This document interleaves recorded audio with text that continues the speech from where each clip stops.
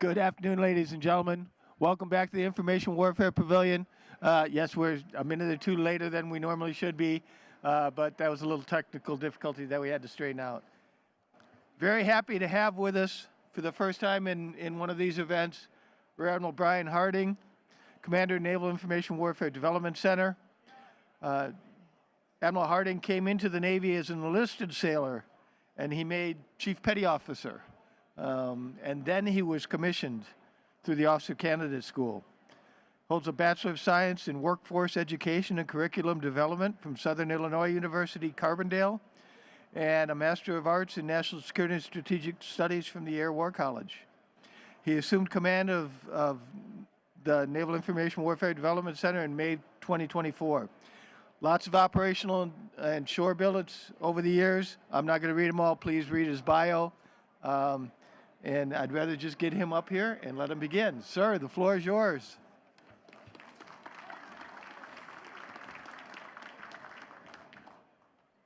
Hey, thank you. You hear me? Okay.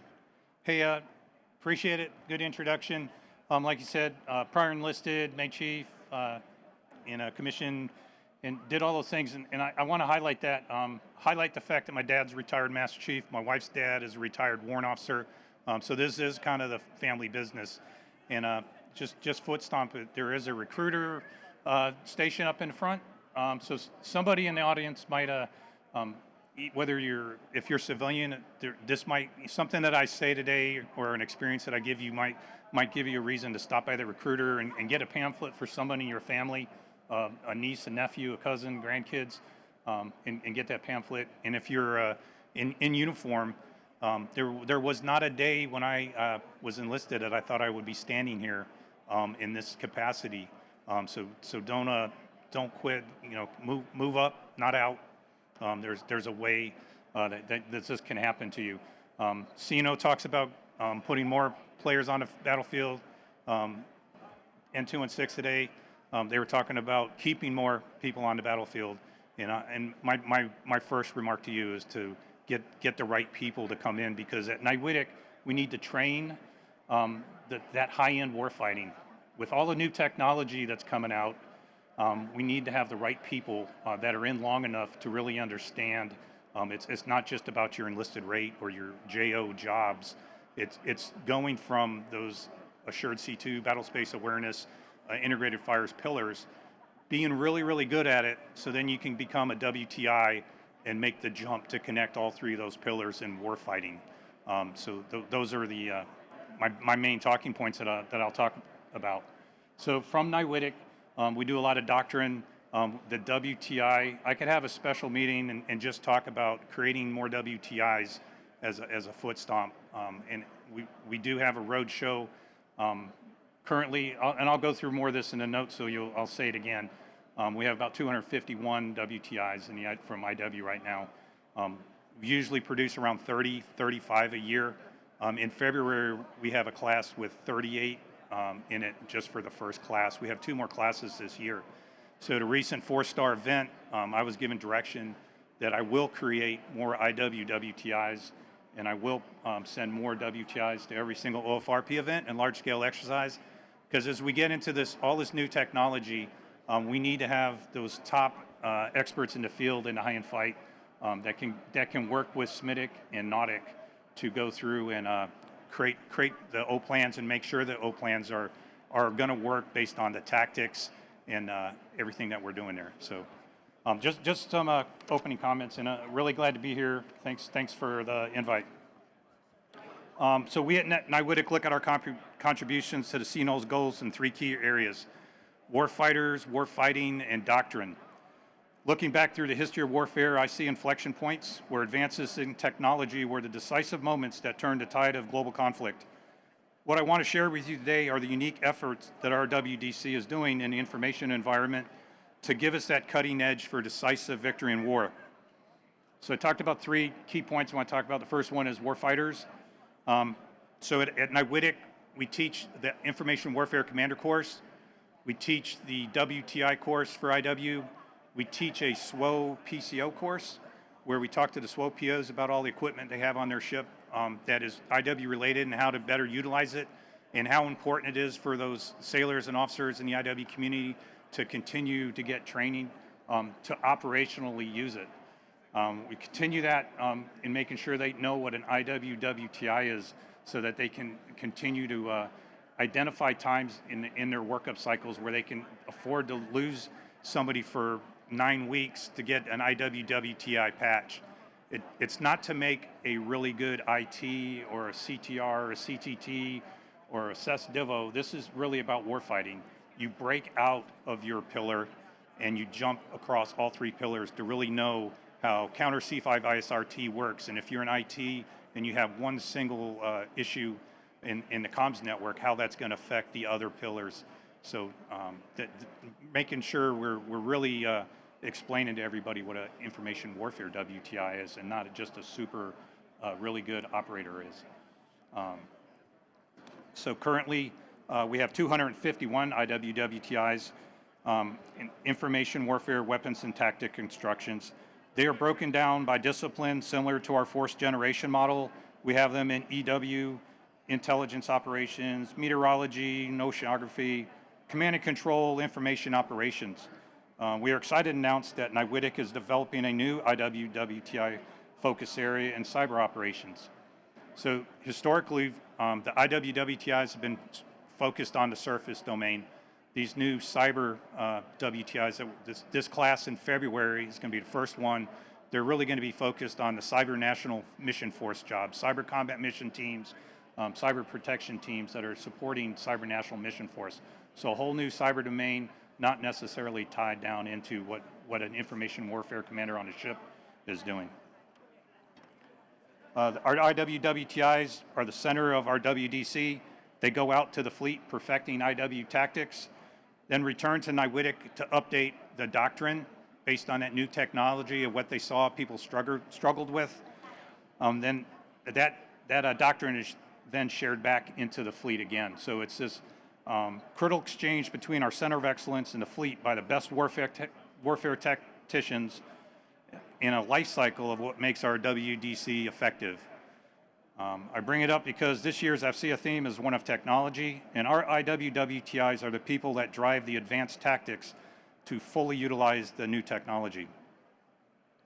IWWTIs serve as the experts in warfare at the individual level and represent a network of professionals dedicated to battle space awareness, integrated fires, and assured command and control. So talking about it you have to understand what I'm trying to tell you. You have to understand where NAVI-4 is at, where NIWIDIC's at, and where IWTG is at.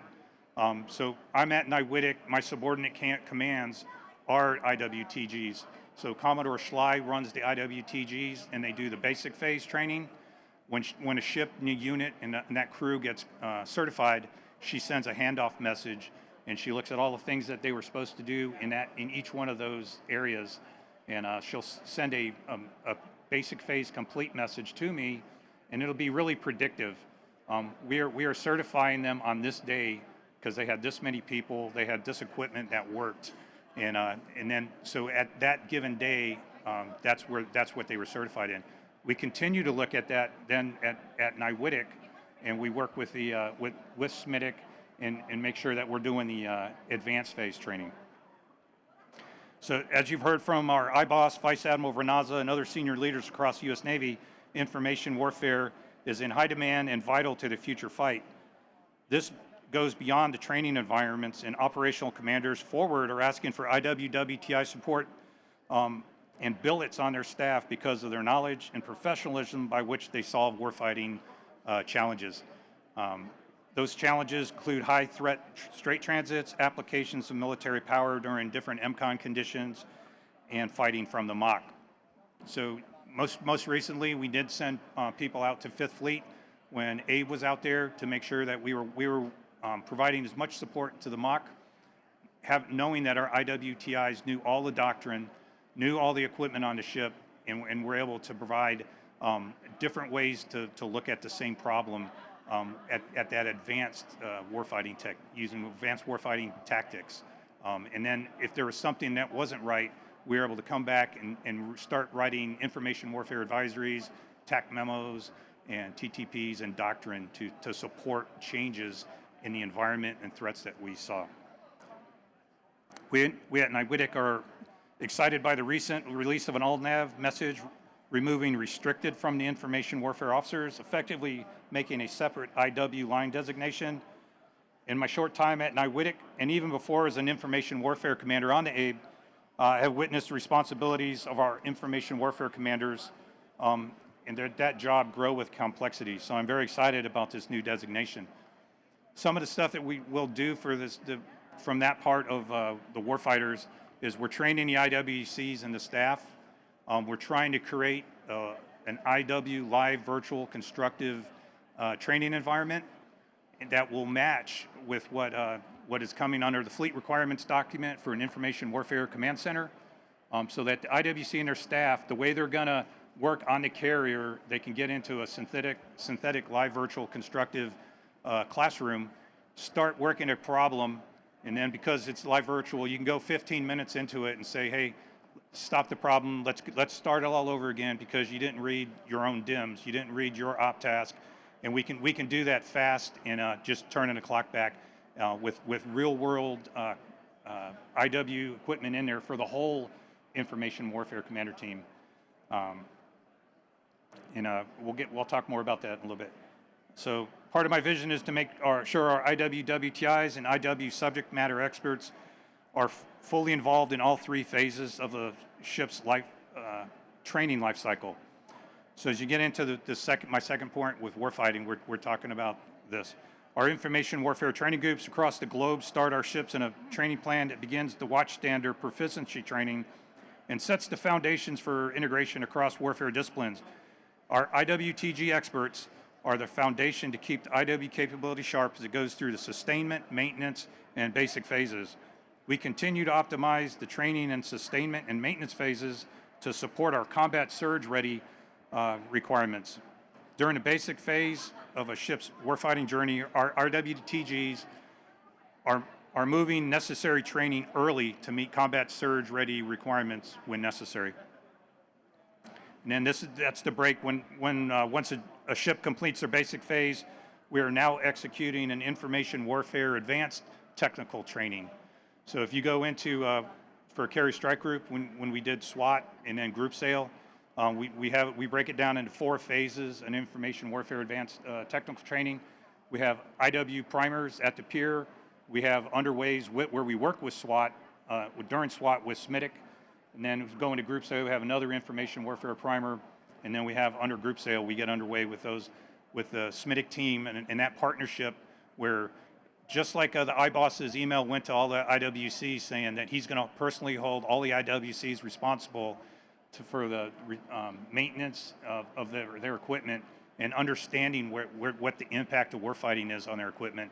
I take that same responsibility as the NIWITIC, that I need to make sure that I'm training the IWCs and their staff to be able to fight in a high-end conflict or in a conflict in the Red Sea and know how to use all their tools. So we're using the LVC environment to create an environment where the IWC can practice just like they're going to do it in the Information Warfare Command Center on a carrier. So we want to make sure that IWAT is done before the IWC and their staff participate in COM2X is our goal.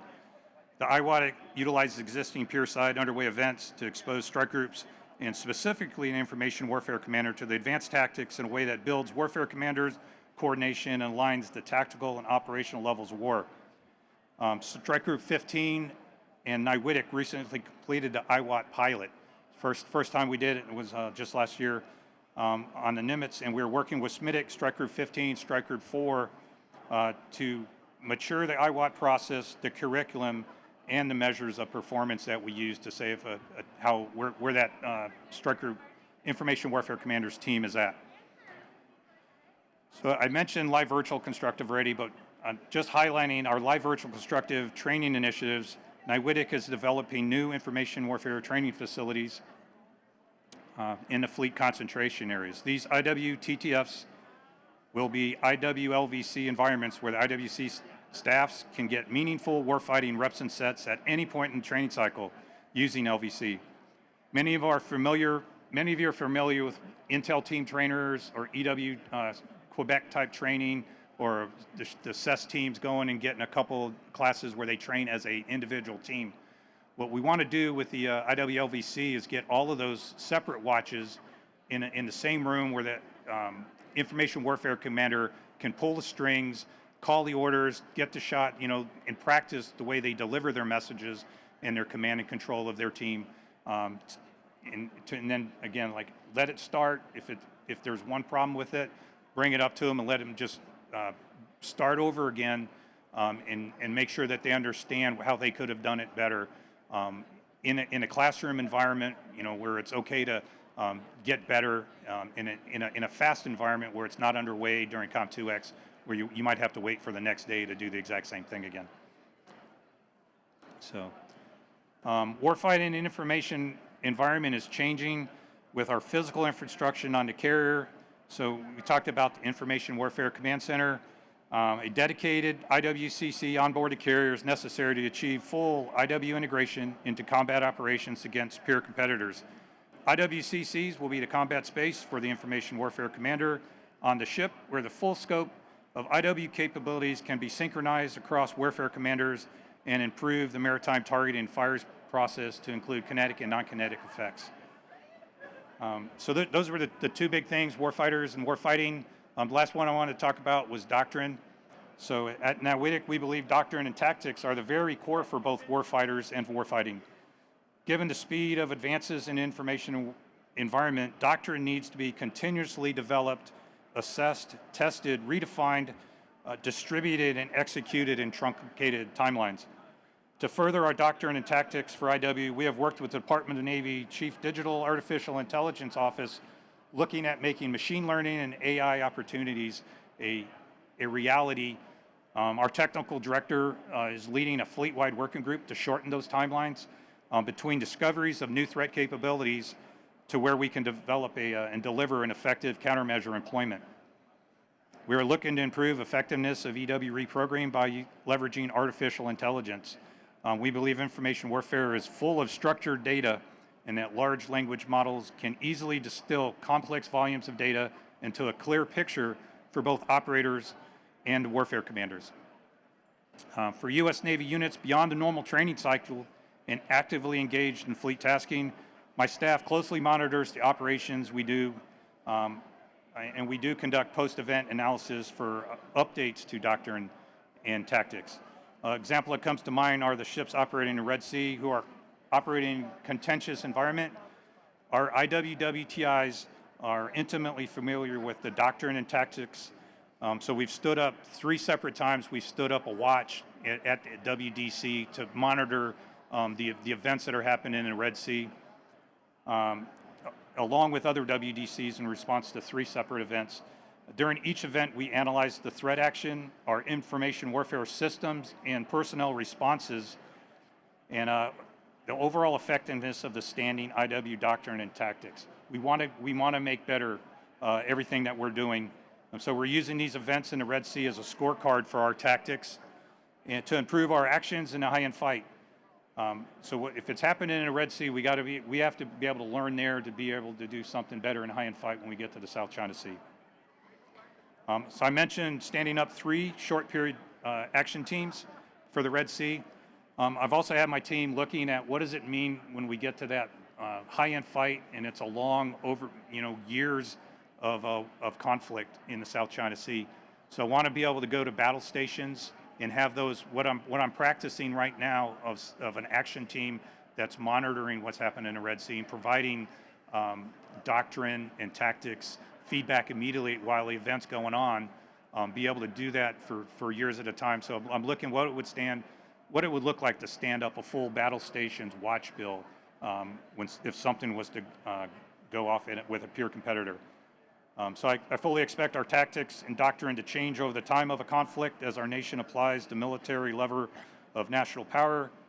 And I want to ensure that our WTIs remain involved in the evolution of tactics throughout these potential long conflicts. So in closing, I just want to highlight the great work that the people, the civilians and the military are doing at NIWITIC. We rely heavily on both military and civilians experts that we call our WTIs, weapons and tactics instructors. The IWWTIs breathe life into advanced tactics as they move from ship and shore, updating our IW doctrine. They are the masters of employing technology against threats and amplifying the lethality from our deployed units. I'm very excited to be here at AFCEA to be able to talk about the great stuff that NIWITIC and the IWTGs are doing through basic phase and advanced phase, and to be able to explain some of the advances in technology that we are providing U.S. Navies to make it at the cutting edge of the technology. So thank you for your time and support, and I'm open to any questions, please.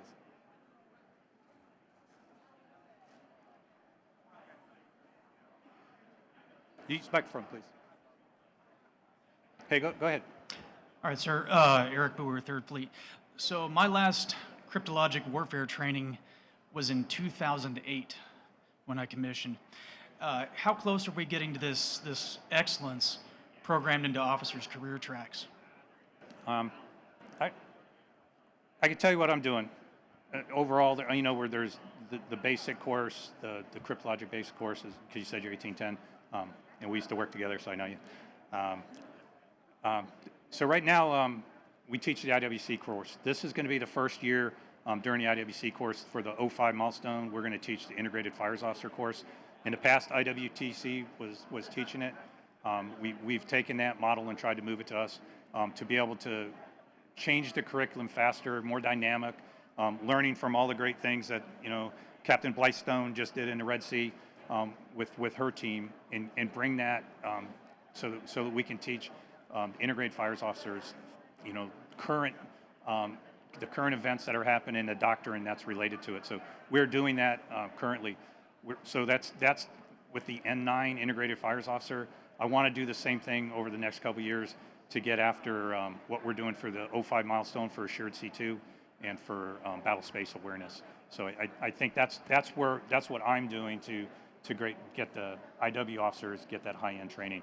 But the first part of it is you've got to be really good in your pillar, whether it's EW, cryptology, and then looking for the people to get recommended to be a IWWTI, because really that's the bandwagon. That's where I'm stomping my foot on, is to make sure that everybody knows how important you can't just be really good at your operational role, because it's separate to go about warfighting.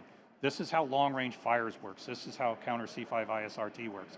You could be really good in your job, but you have to make the leap to be a warfare tactics instructor, to be able to get to that higher level of knowledge of warfighting, not just operations in a normal day kind of environment. Thank you.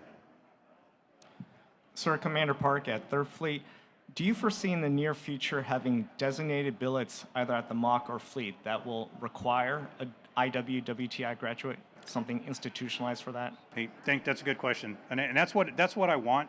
Where we're at right now, I was able to get working with Naval 4 staff, Admiral Ashbeck last summer was able to approve the letter we submitted in.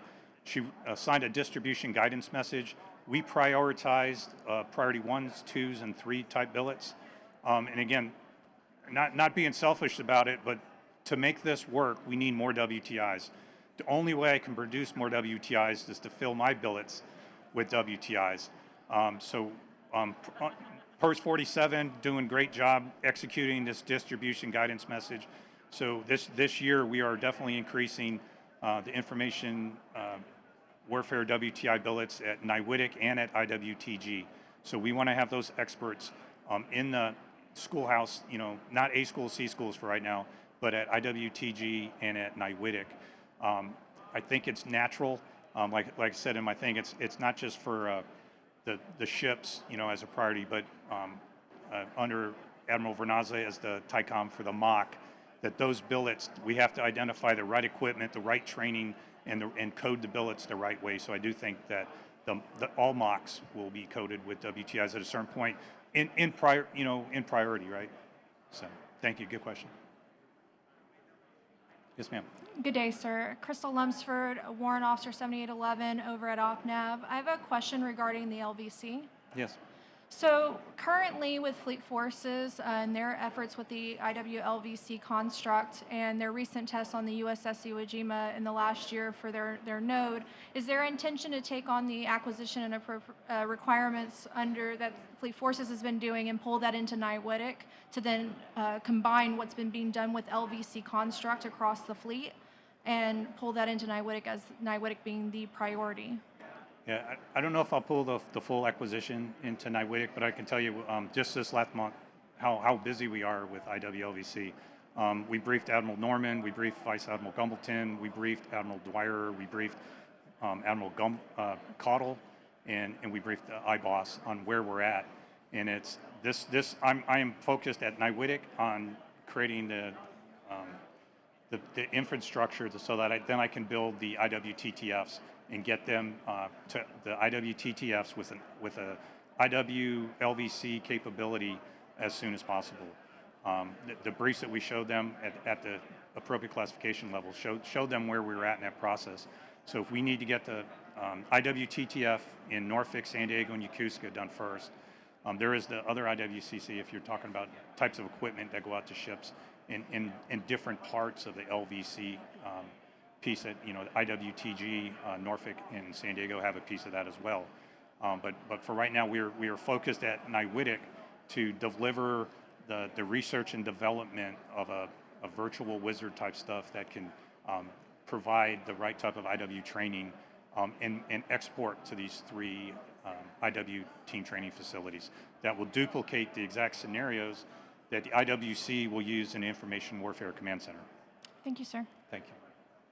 Good afternoon, sir. Lieutenant Paul Williams, Big Woe. I'm at the Cyber National Mission Force, Task Force 1 Technical Director. With the stand-up of the new Cyber Witty, has there been any discussion on what type of command billets and roles the Cyber Witty would go to, such as at the COIPE, a team leader, mission director, technical director, anything like that, sir? I don't know if Commander Paul Edelman is here. I'll refer you to him because he's met with all the board of directors, briefed Admiral Thomas, and talked to Fleet Cyber on all that is. I won't be the one picking where those are, but the way I said it before, the new Cyber WTI that we'll start teaching, they'll be in the class with all of the IWWTIs. When they're done, they will be focused for Cyber National Mission Force, which is new for us.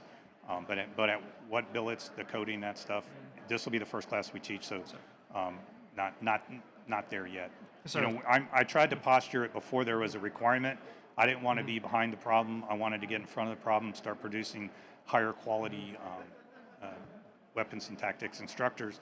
So no matter where they're at, that they really understand what the O plan is going to call for and how it's layered effects and that they're doing something to generate an outcome. Not I'm really, really good at my job, I'm doing my job. It's really understand all of the warfighting that's happening around them, that things that are on the ATO, that type of stuff. So, Yes, sir. Thank you. Thank you.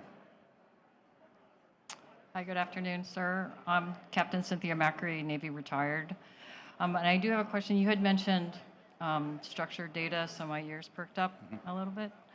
And also, I appreciate the fact that you're going out there and trying to get young talent in, because their experience growing up is a lot different than ours was, right?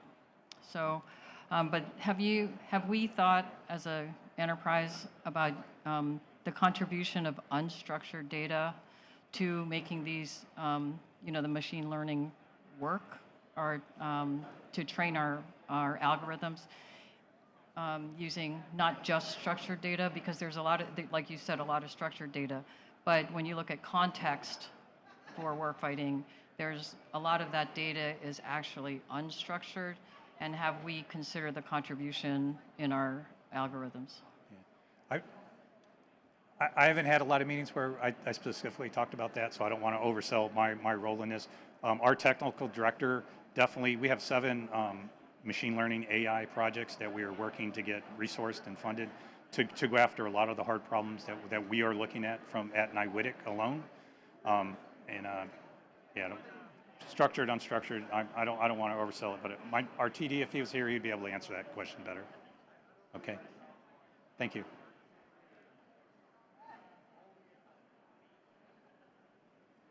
Good afternoon, sir.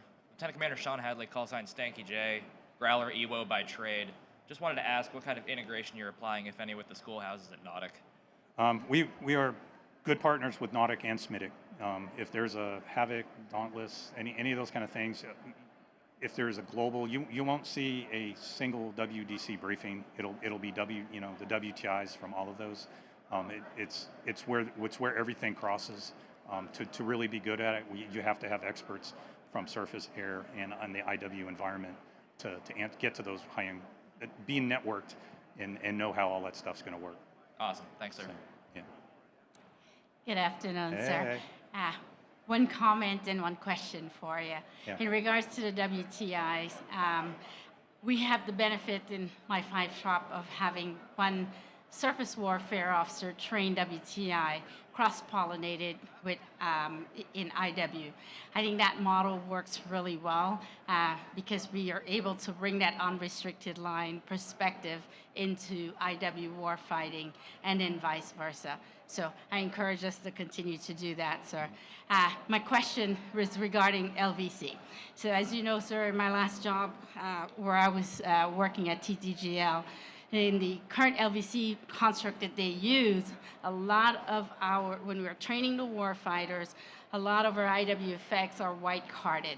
I was pretty excited to hear that we're bringing an IW LVC together where we're able to train together as a cohesive IW team.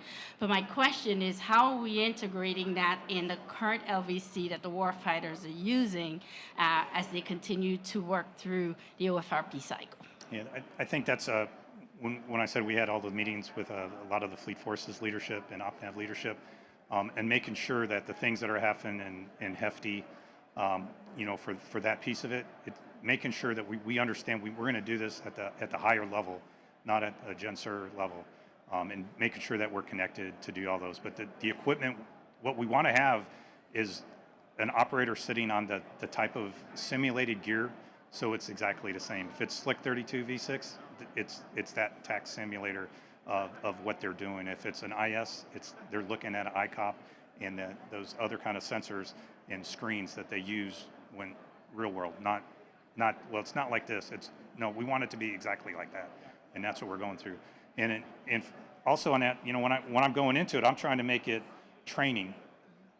When the leadership comes in there, it's like, well, I think this should be used for global wargaming.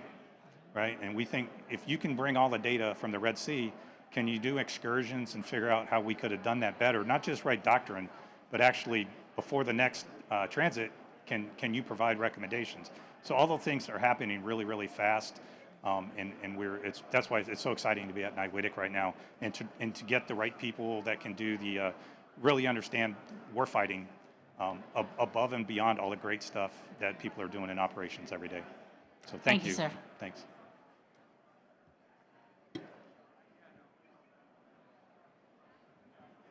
Good afternoon, sir. IS-1 DiBernardo over from Nautic. I'm a rotary wing WTI.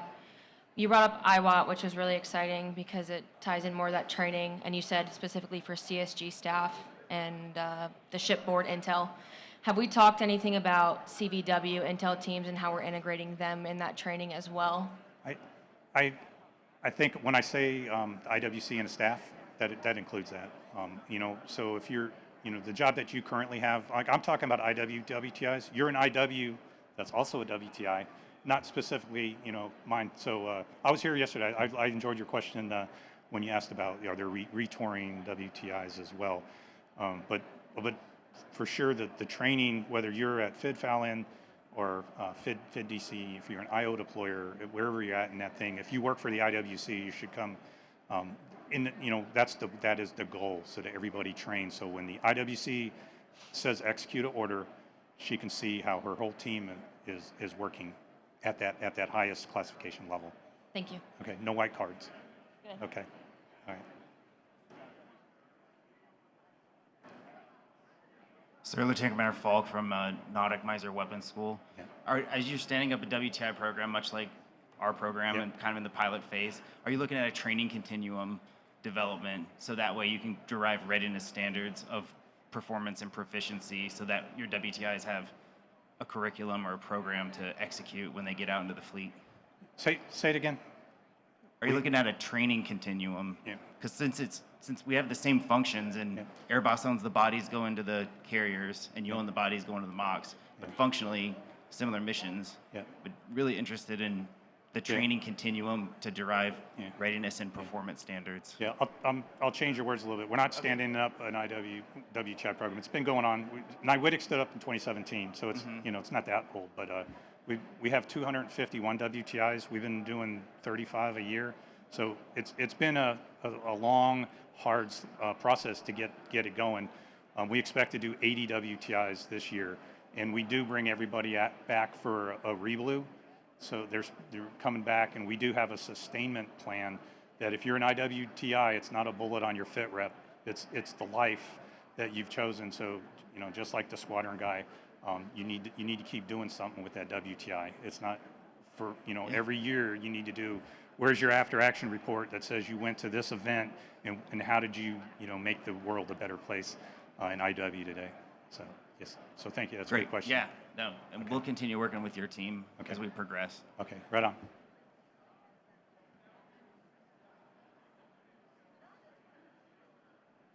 Good afternoon, Admiral. Lieutenant Commander Austin Van Olst. You talked a lot about advanced phase training and LVC and all that sort of stuff, but some of our biggest challenges at the strike group are getting our ships through the basic phase and getting them into the integrated and advanced phase ready to perform at that level. So can you talk about anything that your team's doing or through the IWTGs to really kind of raise the bar of that basic individual operator level training so that the ships come out of the basic phase ready to kind of hit the ground running? I think it starts with Navi 4 and the IROC and making sure that they're pushing and owning equipment readiness and communicating it correctly, impact to warfighting, impact to training, so that we get the right status of the equipment so we can complete basic phase. It's too late to worry about the ATO in delayed training because you can't even turn the system on. So that stuff is happening. Fleet Forces recently had a message that says you can increase the CASREP reporting cycle for all the IW equipment. So I think and with the SURF 4 training manual, now us having the IW training manual, all that stuff is in the works and moving.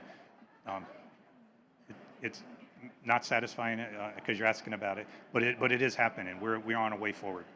So things are changing.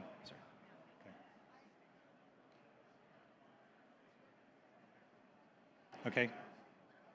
All right. Hey, thanks you. I'm really happy to be here. I was really serious about there's the recruiting out there. It is that important that make sure that we're talking to family members. And again, I as a kid, 18 years dependent. I only had a break for 2 years before I joined. So it's my entire life is in the Navy, and I'm happy to talk to anybody about different things. So whether you're in uniform, move up, not out, right, and keep talking and trying to recruit people. So thank you very much.